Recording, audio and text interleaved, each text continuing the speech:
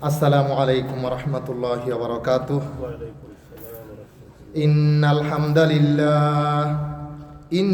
হামদালিল্লাহি নাহমাদুহু ওয়া নাস্তাঈনুহু ওয়া নাস্তাগফিরুহ ওয়া নাউযু বিল্লাহি মিন শুরুরি আনফুসিনা ওয়া মিন সাইয়্যাতি আমালিনা। মান ইয়াহদিল্লাহু ফালা মুদিল্লা লাহু ওয়া মান ইউদ্লিল ফালা হাদিয়া লাহু ওয়া আশহাদু আল্লা ইলাহা ইল্লাল্লাহু ওয়া আশহাদু আন্না মুহাম্মাদান আবদুহু ওয়া রাসূলুহু। ফাইন্না খায়রাল হাদিসি কিতাবুল্লাহ ওয়া খায়রাল হাদি হাদিয়ু মুহাম্মাদিন সাল্লাল্লাহু আলাইহি ওয়াসাল্লাম ওয়া শাররাল উমুরি মুহদাসাতুহা ওয়া কুল্লা মুহদাসাতিন বিদআহ ওয়া কুল্লা বিদআতিন দালালাহ ওয়া কুল্লা দালালাতিন ফিন্নার। فقد قال الله تعالى في كلامه المجيد وفي فرقانه الحميد. أعوذ بالله من الشيطان الرجيم. بسم الله الرحمن الرحيم. يا أيها الذين آمنوا اتقوا الله حق تقاته ولا تموتن إلا وأنتم مسلمون. وقال الله تعالى لقد كان لكم في رسول الله أسوة حسنة. قال النبي صلى الله عليه وسلم إن الله ليطلع في ليلة النصف من شعبان فيغفر لجميع خلقه إلا لمشرك أو مشاحن. আলহামদুলিল্লাহ, সকল প্রশংসা সেই মহান আল্লাহ সুবহানাহু ওয়া তাআলার জন্য, যেই মহান আল্লাহ সুবহানাহু ওয়া তাআলা আমাদেরকে প্রতি জুমার ন্যায় জুমার সালাত আদায় করার তৌফিক দিয়েছেন। এজন্য আমরা সকলেই পড়ি আলহামদুলিল্লাহ।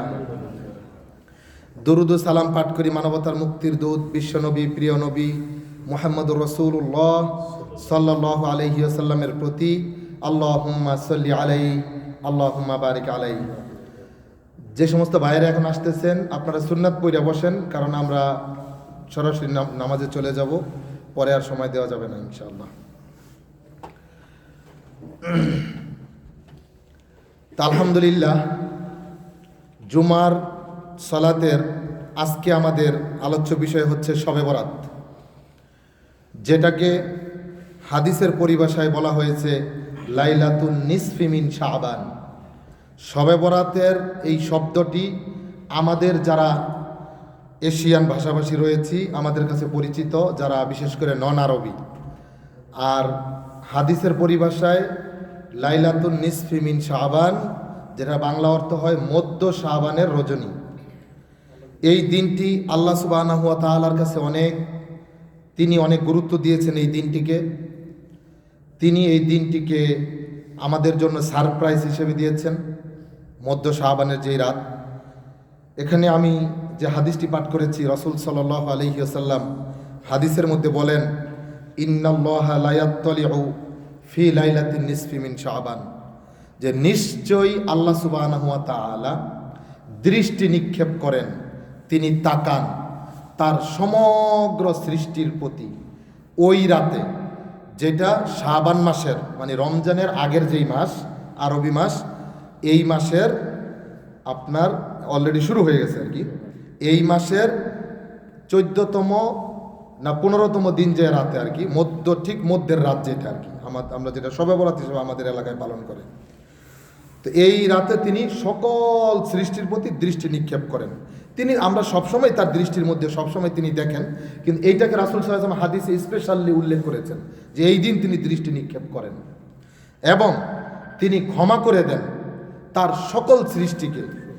হাদিসে বলা হয়েছে ফায়াগফিরু লিজামিই খালকিহি, তার সকল সৃষ্টিকে তিনি ক্ষমা করে দেন। এখানে তিনি মানুষ, জিন, ইনসান কোনো কিছুকে বাদ রাখেন নাই, কোনো আলাদাও করেন নাই।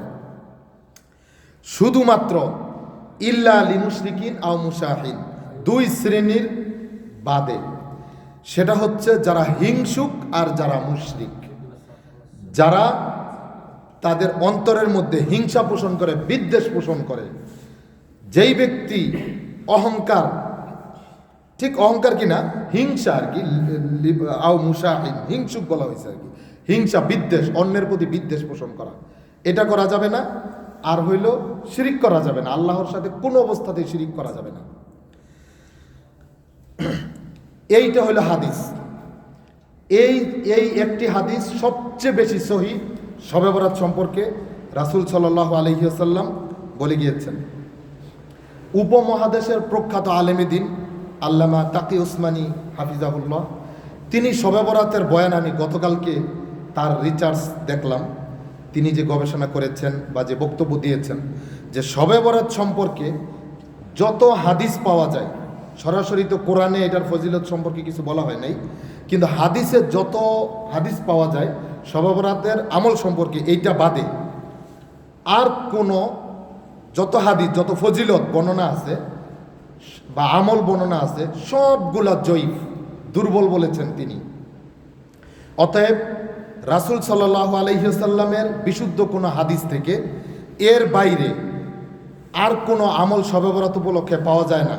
যদিও আমাদের ভারতীয় উপমহাদেশে এটা নিয়ে অনেক বাড়াবাড়ি, অনেক ছাড়াছাড়ি, অনেকে এই দিনটাকে তুচ্ছ তাচ্ছিল্য করেন, অনেকে এই দিনটাকে অনেক এত মর্যাদা দেন যে তিনি ফরজকেও এত মূল্যায়ন করেন না। অনেকে আমাদের এই সমাজে, আমরা যেই সমাজে বাস করি, এমনও কিছু লোক আছে, এমনও কিছু আলেম সমাজ আছেন যারা এই দিনটাকে কোরআন নাজিলের দিন বলে অপব্যাখ্যা করে থাকেন। কেননা যেখানে আল্লাহ রাব্বুল আলামিন কোরআনের কোনো একটা আয়াত যদি এমন অস্পষ্ট থাকে যে এই দিনটি অনেক বরকতময়, এই দিনটি অনেক ফজিলতপূর্ণ, মনে করেন দিনটি উল্লেখ করা হইল না, সূরা দুখানের যে আয়াতটা, ওইখানে কোনো দিন উল্লেখ নাই, কিন্তু অনেক বরকত উল্লেখ করা হয়েছে, কিন্তু সেখানে কোনো দিন উল্লেখ নাই। অথচ সূরা কদরের মধ্যে আল্লাহ সুবহানাহু ওয়া তাআলা স্পষ্টই বলতেছেন যে কোরআন নাজিল হয়েছে শবে কদরে, আর শবে কদরটা হচ্ছে রমজান মাসে। তাহলে কেন আমরা, যেটা স্পষ্ট দলিল আছে, এইটাকে কেন আমরা ঘুরাইয়া পেঁচাইয়া শবে বরাতের মধ্যে ঢুকামু? অতএব প্রিয় ভাইয়েরা, আল্লাহ রাব্বুল আলামিন সূরা, আমি প্রথম যে আয়াতটা পাঠ করছি যে লাকাদ কানা লাকুম ফি রাসূলিল্লাহি উসওয়াতুন হাসানাহ, যে রাসূল সাল্লাল্লাহু আলাইহি ওয়াসাল্লামের আল্লাহ নির্দেশ দিতেছেন, আল্লাহ বয়ান করতেছেন কোরআনের মধ্যে যে তোমাদের জন্য সর্বোত্তম আদর্শ হচ্ছে রাসূলের আদর্শ। তিনি অন্যত্র বলেন ওয়ামা আতাকুমুর রাসূলু ফাখুযু ওয়ামা নাহাকুম আনহু ফান্তাহু, যে তোমরা রাসূল সাল্লাল্লাহু আলাইহি ওয়াসাল্লাম যা দেন বা দিয়েছেন সেটা গ্রহণ করো, আর তিনি যেটা দেন নাই সেটা তোমরা বর্জন করো, গ্রহণ করো না, বাস। অতএব আমরা কি জন্য পেঁচাইয়া গুছাইয়া আমরা আমল করতে যাব? সূরা মুলকের মধ্যে আল্লাহ বলেন আল্লাযী খালাকাল মাউতা ওয়াল হায়াতা লিয়াবলুয়াকুম আইয়ুকুম আহসানু আমালা, যা আমি আল্লাহ বলতেছেন, এটা আল্লাহর বয়ান, আল্লাহ বর্ণনা করতেছেন সূরা মুলকের দ্বিতীয় বা তৃতীয় আয়াতের মধ্যে, বলতেছেন যে আমি মৃত্যু এবং জীবনকে সৃষ্টি করেছি, আমাদের যে জীবন দিয়েছেন এবং তিনি যে মৃত্যুবরণ করাবেন। আল্লাযী খালাকাল মাউতা, প্রথমে তিনি মৃত্যুকে উল্লেখ করেছেন, এরপরে হায়াতা, জীবনকে সৃষ্টি করেছেন, যেন তোমাদেরকে আমি পরীক্ষা করতে পারি। আল্লাহ আমাদেরকে পরীক্ষা করার জন্য, কি পরীক্ষা? আইয়ুকুম আহসানু আমালা, যে তোমাদের মধ্যে কে উত্তম আমল করে, তোমাদের মধ্যে কে উত্তম আমল করে। আল্লাহ এখানে উত্তম বলেছেন, আল্লাহ কিন্তু এখানে বলেন নাই আইয়ুকুম আকসারু আমালা, যে আমি তোমাদের কাছ থেকে বেশি আমল চাই, যে পরীক্ষা করতে চাই কে বেশি আমল করো। সুতরাং ফরজ আমলের পরে সহি সুন্নাহ, সহি নফল, যেমন আপনি তাহাজ্জুদ পড়েন প্রতিদিন, একদম আপনার সামর্থ্য থাকলে বিশুদ্ধ সহি, এটার ব্যাপারে কোনো মনে করেন কাফেররাও দ্বিমত করবো না যে তাহাজ্জুদ যে সহি নফল, এটার ব্যাপারে মুসলমান তো দূরের কথা, বেদাতি শিয়া তো দূরের কথা, কাফেররাও দ্বিমত করবো না। তারাও জানে এটা হিন্দুর কাছে গেল গো ভাই তাহাজ্জুদ পড়ে আল্লাহর কাছে সাহায্য চান, এটা এত সহি। আপনি পারলে প্রতিদিন তাহাজ্জুদ পড়েন, বিশুদ্ধ রোজা থাকেন, সূর্য ওঠার পরে ইশরাক আওয়াবিন পড়েন, এরপরে আপনি চাষ্ট পড়েন দেরি হইলে, আপনি অজু করে 2 রাকাত নামাজ পড়েন, মসজিদে ঢুকলে সাথে সাথে 2 রাকাত সালাত আদায় করে বসেন। এই ধরনের অসংখ্য আমল আছে। সকাল বিকাল আল্লাহর জিকির আজকার করেন, আল্লাহকে স্মরণ করেন, কোরআন তেলাওয়াত করেন ইত্যাদি। আপনি এগুলো করেন, মানে এক কথায় আপনি সহি খুঁজবেন। কিন্তু যেটা বিতর্কিত, যেটা সম্পর্কে দলিল নাই, যেটা সম্পর্কে ওলামায়ে কেরাম, আমাদের হানাফি মাযহাবের হানাফি মাযহাবের বিখ্যাত আলেম, বর্তমান এশিয়া মহাদেশের অন্যতম প্রধান আলেম বলা যায় আল্লামা তাকি উসমানীকে, যিনি বলেছেন যে শবে বরাত সম্পর্কে যত ফজিলতের হাদিস আছে সব জয়ীফ। উনি বলেন নাই যে একটা, এই হাদিসটা শুধুমাত্র, তো এখানে আমাদের কোনো আমল নাই যে হাদিসটা আমি পাঠ করেছি, এটা আল্লাহর কাজ। আল্লাহ দৃষ্টি নিক্ষেপ করবেন, ক্ষমা করবেন। আল্লাহ হাদিসের মধ্যে রাসূলকে বলতে বলেন নাই, রাসূল সাল্লাল্লাহু আলাইহি ওয়াসাল্লাম বলেন নাই যে তারাই ক্ষমা পাবে যারা অ্যাপ্লাই করবে।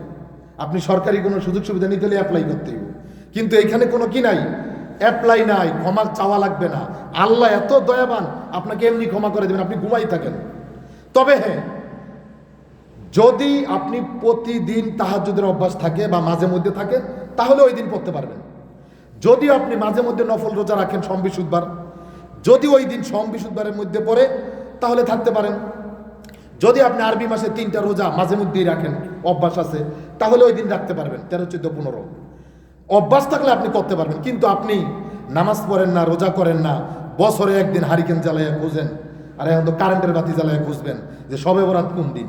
সারা বছর আকাম কুকাম কইরা, হিংসা বিদ্বেষ কইরা, ভাইকে বোনকে ঠকাইয়া, বাপের সম্পত্তি থিকা পাগল বানাইয়া, ছাগল বানাইয়া, এরপরে আপনি কি করেন, শিরিক কইরা, আপনি মাজার জিয়ারত কইরা, আপনি যত পীরের দরবারে সেজদা দিয়া, পীরের কাছে সাহায্য চাইয়া, পীরের জাহাজে উঠটা জান্নাতে যাওয়ার জন্য আশা কইরা, সব শিরক কুফরি কইরা, এরপরে আপনি হারিকেন জ্বালায় খুঁজতেছেন শবে বরাত কোন দিনে আছে। সব মাপ আপনি নিয়ে নেবেন, আপনার জন্য ক্ষমা নাই।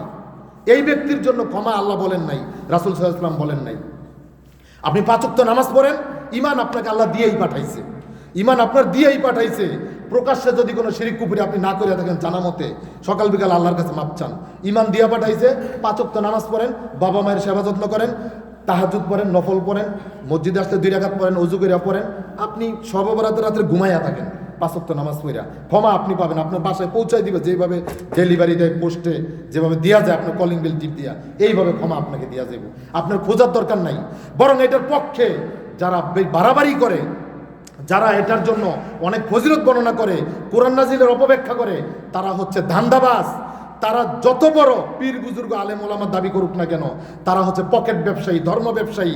তারা জানে যে নফল যেগুলো বিতর্কিত নফল, এগুলোকে জিয়ায় রাখলে অশিক্ষিত, কুশিক্ষিত বা ধর্মজ্ঞান কম যাদেরকে, ভুল ভ্রান্তির মধ্যে যে সমস্ত মুসলিমরা আছে, এরা ওই দিন দলে দলে আসবে, মিলাদ মাহফিল করবে, হাদিয়া তওবা দিবে, তাদের পকেট ভরবে। প্রিয় ভাইরা, সাবধান থাকবেন। আপনি ঘুমায় থাকলে যদি ক্ষমা পান, তাহলে কেন আপনি মোল্লা মুন্সিকে ওই দিন টাকা দিয়ে আপনার বাবা দাদার জন্য দোয়া করাইতে যাইবেন? ধর্ম তো এত বোকা কিছু না, আল্লাহ আমাদের জন্য সবকিছু সহজ করছে। আপনি কোরআন পড়েন, আল্লাহ বলেন ওয়ালাকাদ ইয়াসসারনাল কুরআনা লিযিকরি ফাহাল মিন মুদ্দাকির। আমি কোরআনকে সহজ করে নাজিল করছি, আল্লাহ বলছে সহজ করে নাজিল করছি তোমরা যাতে বুঝতে পারো।